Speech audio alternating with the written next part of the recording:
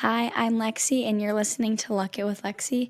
My podcast focuses on people who are working extremely hard and doing extraordinary things. Today, my guest is Olivia Miller.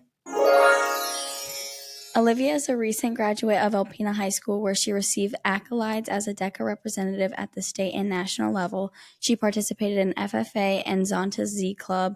She was also a CTE ambassador, ran track, and played hockey.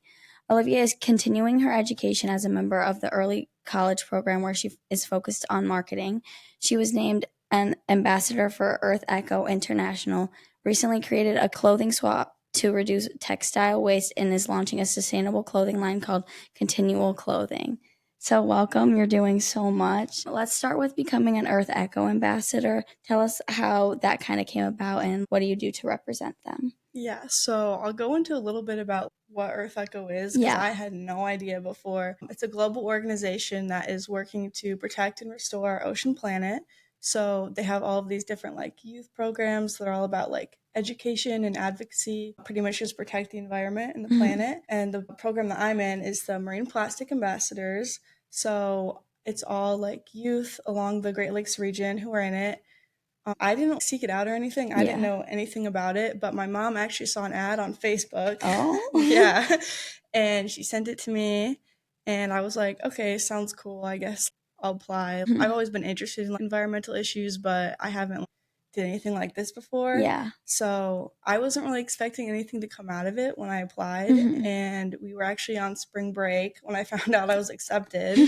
So I was filling out paperwork and stuff in a hotel, and yeah, so that's kind of how I got into it. Once I was in the program, we did a bunch of Zoom calls, and we were able to learn from industry professionals that are working in environmental issues. So there's a bunch of entrepreneurs, people working with policy and lobbying, researchers. So we were able to learn so much from that. And then by the end of it, we were working towards creating our own projects, which is kind of how Continual Clothing has come about. That's so cool. You brought some clothes from your Continual Clothing. Do you want to kind of show us and tell us about it? Yeah, for sure. So I have a couple sample shirts. This one is called Wanda Walleye. It's a walleye design. But the basis for the designs is so cool. It's supposed to be all species and different things that are affected by marine plastics. So the whole thing for the line is it's also supposed to be things specific to Alpena and the Great Lakes. Yeah. So yeah, walleyes are pretty popular. That is super cool. And then I haven't really teased this one online yet, but yeah, this one is the Henry Heron. That is super cool. Yeah, and I really wanted to do. Oh, I love the back of that one. This specific one of my best friends has this as a tattoo. So that's that was cool. But yeah, that's the basis for it. And then one of the other designs I'm doing is a zooplankton, which is teeny tiny little microorganism. Because I want to show different parts of the ecosystems and stuff that get disrupted by marine plastics. So yeah, and I'm also trying to do a human health one. That is so cool. Those are super cool. Thank you. Will it be released, and how did you come up with the idea? Yeah, so I've always been pretty interested in clothing and fashion. And throughout the program, we learned a lot about different areas of marine plastics and things that harm the Great Lakes. Yeah. So that's where I kind of learned more about textile waste and clothing. And throughout that kind of connecting, we had to think about what we're good at, what we enjoy, and what problems we see in our community. So I was like, okay, we need more awareness in our community about this issue. What am I passionate about? And what I like clothing, I like marketing. I always kind of wanted to have my own business. That's so cool. Yeah, so that's kind of how the idea to have a business and do kind of merchandise came about. I think the blueprint for where it is now, I kind of put that together at the Youth Ambassador Retreat with Earth Echo. So that was in Seattle, and we had more workshopping and guest speakers and getting the time to collaborate with the other youth that are in the program. So doing that and kind of being able to work together and talk about it and just see a vision for it is kind of what brought it to where it is today. That is so cool. What are some opportunities you've had since becoming a marine plastic ambassador?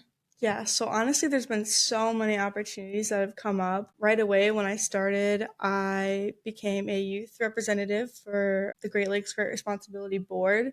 So I've gotten to learn what does it mean to be on a nonprofit board, and definitely created some mentorship through doing that. I got to write a blog about INC5 and the Global Plastics Treaty. That was published on Earth Echo's website. So definitely didn't know what a global plastics treaty was before that, but that was really cool to learn about it and write about it and have it be published. Yeah. I had to do some social media stuff for them for Plastic Free July. Made a little Instagram reel. But yeah, definitely there's been so many opportunities. And if there's anybody who is interested in this kind of work or just interested in protecting the Great Lakes and they want to learn more, you don't need to be an expert. But the applications for the next group of marine plastics ambassadors opens up on March 1st. So definitely check that out. If anybody has like any questions about it, definitely feel free to reach out to me. Check out Continual Clothing on Instagram. Yes.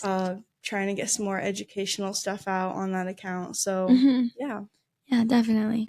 So I'm currently in DECA, and you went to the state and national levels in competitions. Tell me what types of things you worked on to get there, and like any tips for people who are in DECA. Yeah, so I think with DECA, where like this success, I guess, with doing that kind of just came with being involved in the class. I was in marketing for 4 years, and I was in DECA for 4 years, and with doing like CTE stuff, I was like very involved in like the behind the scenes of like speaking, campus closet. So I think just being very like involved and knowledgeable about the program helped. Honestly, just practicing role plays, trying to like learn about your topic, and if you have to, just like fake it till you make it. And try to like have a conversation with the judges and less like talking at them, I guess. Yeah. Perfect. So on top of all these things you do with the community, you also did sports. So you played hockey. So how old were you when you started? I was about 5, I think, when I started. Were you playing on a local team, or did you go to be on any travel teams? Because like there's not a lot of women hockey programs. Yeah, so I started with the boys in Alpena until about 8th grade, and then once I started high school, I ended up playing for the K-Stars, which is a girls travel team based in Kalkaska, Michigan. I liked playing with the boys, but I think at a certain point, like, it changes a little bit, and once I was on the girls team, I made some of my best friends to this day, so. How'd you get into hockey? So I got into hockey, like I said, like pretty young age. My dad is really into hockey. My whole family is kind of like hockey people. And my dad was like talking to me and my brother, and he's like, "Hey, you want to play hockey?" And I was scared, and I didn't start the first year that he asked me because I was like, "Oh my gosh, they're gonna throw me out on the ice, and I don't know how to do this." But my brother started the year before me, and I saw it, and I thought it was really fun. So then I ended up joining and starting with the learn to skate and everything, moving up. So super cool. What's the girls' locker room like? Gosh, the girls' locker room, I think people don't expect it to be that crazy because they think about like the guys' locker room and like, ugh, whatever. But I think it's really fun. Great memories in the girls' locker room, getting hyped before the games, just like hanging out, dancing and singing, and yeah, definitely a lot of great memories. We had a chug jug one year, which was like a giant thing of chocolate milk that we would like pass around the locker room. I thought it was iconic, but yeah. That is iconic. Ooh. I don't think definitely have stories about that. They like it. You can smell it from in the hallway. Like, yeah, I have a bottle of Febreze in my hockey bag. Are you still playing hockey? I'm not playing hockey now. I help out with the girls Warriors team in Alpena, so it's been really good to see that program rebuilding and being able to help the young girls that are trying to be a part of hockey and be in the sport. And I wanted to get some certifications for coaching soon too, so I can be more involved. Yeah. Yes, awesome. So you're currently part of the early college program at Alpena Community College. What's kind of your next step? So this spring, I'll be graduating from the early college program. I'm not going to have my associates yet, but I'm going to be really close. So next year, I'm going to be finishing that and hopefully then transferring and moving on to somewhere else. But Yeah, that'll be my next step. Yes. So you've obviously worked super hard and achieved some hard goals. What's some advice you'd give someone who's like trying to reach their goals? I think my biggest like piece of advice for anybody, no matter what they're like going into, whether it's like athletics or starting a business or whatever, would just be to say yes to every opportunity. Mm-hmm. I think like when I think of like Earth Echo, my business and everything that I'm trying to start, like everything that led me here is just by saying yes to Yeah. like random things. And even if it's not something that I became like very involved in, like different things in school or whatever, it still led me to where I am. And I kind of knew that, okay, that's not for me. Yeah. So definitely say yes Perfect. to everything. Now we're going to do some fun questions. What's your favorite hockey team? For NHL, my favorite hockey team is the Red Wings, of course. And Yes. then I've been trying to get more into the PWHL. Yes, that's so cool. Yeah, and I think the Minnesota Frost is probably my favorite for them. Do you have like a favorite hockey player? I've never been like a huge diehard fan for anyone in particular, but I remember like when I was pretty young, that's when Dylan Larkin Oh, yeah. came onto the Red Wings, and I really liked him. So Yes. What's your favorite restaurant?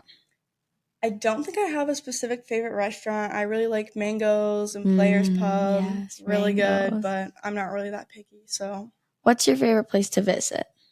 definitely the beach. Yeah. Not surprising with what I'm doing. But yeah, I've been really lucky to travel a lot of places, and my favorite would have to be Switzerland. Oh, that is Yeah. cool. Yeah. Yeah. Oh. Well, thank you so much for being here, Olivia. If you know someone who's working hard in your community, send us a DM on Instagram at Luck Unlimited Apparel. Thank you for listening to Luck It with Lexi.